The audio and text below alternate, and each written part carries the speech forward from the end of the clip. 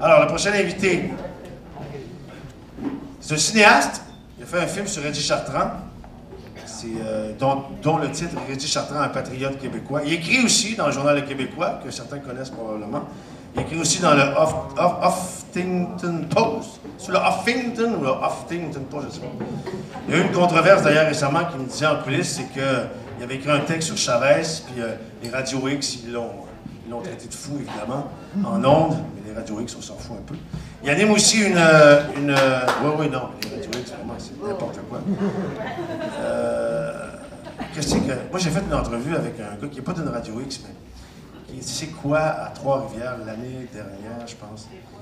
C'est quoi Trois-Rivières? Puis on parlait du français, puis du fait que, par exemple, les quotas de musique francophone ne sont pas respectés dans les radios privées au Québec. Et c'est un problème. Je faisais une entrevue avec lui là-dessus, parce que c'est quoi eux-mêmes, ce qu'ils font c'est quoi, les petits comiques, c'est qu'ils font des montages de musique anglophone, de chansons d'à peu près 1 minute et demie, ils en collent 12, ça dure une demi-heure, puis au fait des quotas, c'est comme si c'était une chanson. Alors évidemment, ils peuvent mettre beaucoup plus de musique anglophone, ils dépassent les quotas en temps, alors c'est effrayant, mais ils contournent. Comment contourner, comment te tirer dans le pied sans t'en rendre compte? Tu ne peux pas être plus colonisé que ces gens-là. Mais quand je le posais la question, mais c'est vrai. Quand je lui disais ça, toi, de toute façon, il m'a dit ça comme ça. La musique en français, si c'était bon, le monde nous en demandera, on en mettra. Il m'a dit ça comme ça. Ça va bien, hein? Bravo pour les Radio X. Donc, lui, il anime une émission qui s'appelle Les Fils de la Liberté. Je vous le présente, Jules Falardeau!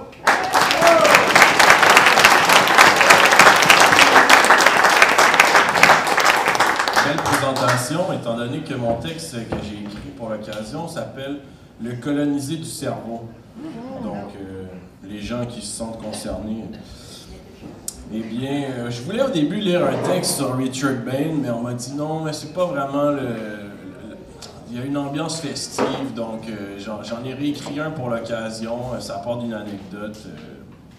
C'est quelques anecdotes, et puis, bon, on va y aller. Le colonisé du cerveau. Il y a quelques années de cela, une anecdote en apparence anodine m'a fait prendre conscience de quelque chose et a changé ma vie. Je me promenais dans le quartier Saint-Henri. Un vieux monsieur m'apostrophant en me demandant « Do you know where that street is? » Sur le coup, je lui répondis en anglais. Quelques instants plus tard, je me demandais pourquoi je lui avais répondu en anglais. C'est à ce moment que j'ai réalisé que j'étais atteint du syndrome du colonisé. Pour Frantz Fanon, la mentalité du colonisé devient une maladie qui affecte l'être et l'empêche de s'épanouir, qui conditionne sa façon de penser, sa façon de parler, de réagir. Le colonisé a honte de ce qu'il est. Le colonisé a honte de sa culture. Le colonisé baisse la tête.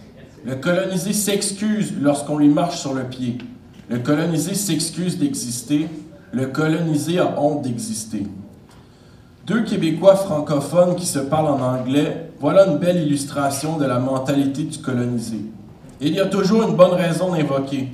Si je mets mes statuts Facebook en anglais, c'est parce que j'ai des amis en Ontario et en Californie. Si je chante en anglais, c'est pour me faire comprendre partout dans le monde. L'anglais est la langue du commerce. L'anglais est la langue des échanges. L'anglais est la langue du showbiz. L'anglais m'ouvrira des portes. Des colonisés pathologiques. Depuis cette prise de conscience, j'ai fait des efforts pour guérir. Je me sens moins colonisé, mais je fais toujours partie d'un peuple colonisé. J'ai réussi pour moi, il faut maintenant que je le fasse pour mon peuple. Je parle l'anglais, très bien même, mais je me refuse à le parler au Québec, par principe. Peut-être parce que j'ai pris conscience de ma condition et de celle de mon peuple. À écouter certains mercenaires du merveilleux monde des médias, la connaissance et la pratique de l'anglais seraient une preuve d'ouverture sur le monde. Tiens donc, sur quel monde? Le monde des affaires? Le monde de Hollywood?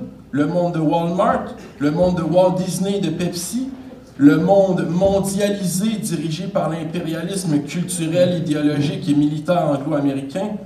Dans ce cas-ci, parler français devient un acte de résistance. Tant pis. Je resterai dans mon monde avec d'autres et nous continuerons à utiliser notre dialecte tribal, notre sale parlure. Mes enfants seront mal élevés et resteront en dehors de cette formidable terre d'opportunités qu'est le Commonwealth. Tant pis. À la place d'apprendre la lâcheté et la soumission, ils apprendront la dignité et la fierté. C'est en respectant sa propre langue, sa propre culture, sa propre identité qu'on est en mesure de comprendre et de respecter et d'apprécier celle des autres. J'ai tellement bien guéri qu'aujourd'hui, lorsqu'on m'aborde dans la rue en anglais, mon cerveau fait un blocage et j'ai le réflexe de répondre en français. J'ai peut-être trop bien guéri. Dommage pour le pauvre touriste plein de bonne volonté. Je suis tellement devenu sensible sur la question linguistique en tant qu'ex-colonisé que même à l'étranger, cela m'occasionne des problèmes. Je me retrouve dans le rôle inverse. Cet automne, je suis allé quelques semaines en Europe, dont une à Prague. Cette ville fantastique a la particularité d'offrir aux étudiants étrangers qui désirent y faire une année d'études la possibilité de le faire exclusivement en anglais. Je ne vous cache pas que ça crée une drôle de dynamique. Voilà un paquet d'étudiants étrangers qui n'ont pas à apprendre la langue locale pour vivre en République tchèque. Pour certains, c'est même cet élément qui a motivé leur choix. C'est ça l'ouverture sur le monde, outrepasser la langue de la population tchèque qui les accueille. Par paresse ou par inconscience, le résultat est le même. Ne pouvant m'exprimer au tchèque qu'en anglais, c'est maintenant moi qui étais dans le rôle de cette espèce de néocolonialiste qui prend pour acquis qu'il sera servi partout en anglais. N'étant pas à l'aise dans ce rôle, je laissais à mon ami français le soin de commander les bières avec son tchèque rudimentaire. En une semaine, j'ai pu m'apercevoir du rapport curieux que ça créait avec les habitants locaux. Un rapport que je n'avais pas vécu auparavant au Mexique puisque je parlais espagnol. Je n'étais certainement pas considéré comme un Mexicain, mais au moins je n'étais pas un stupide gringo. Peu importe où on va dans le monde, on est toujours mieux d'apprendre la langue de l'endroit que de prendre pour acquis qu'on peut se débrouiller partout avec la langue supposément internationale, l'anglais. C'est non seulement une question de respect, mais ça crée de meilleurs rapports avec les gens plus égalitaires. La vraie ouverture sur le monde n'est pas de connaître l'anglais, c'est de connaître la langue de l'endroit où l'on se trouve. Si on ne comprend pas la langue, comment peut-on espérer y comprendre la culture et ses habitants? Un ami haïtien m'a un jour dit ceci. Le problème avec les Québécois, c'est que vous avez peur d'avoir peur. Vous avez peur de vous affirmer. En ce sens, la loi 101 est importante. On est au Québec, on parle français. Ça a au moins le mérite d'être clair. On est-tu au Québec ou on n'est pas au Québec?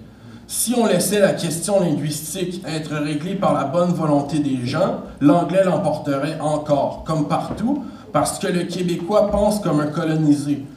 Tant qu'il n'aura pas d'État à lui, il sera toujours sur la défensive concernant sa langue, sa culture et son identité. Il pourra bien se voter 556 amendements pour renforcer la loi 101, tant qu'il n'aura pas d'État, il devra toujours composer avec sa situation de colonisé du cerveau. Je terminerai sur une citation.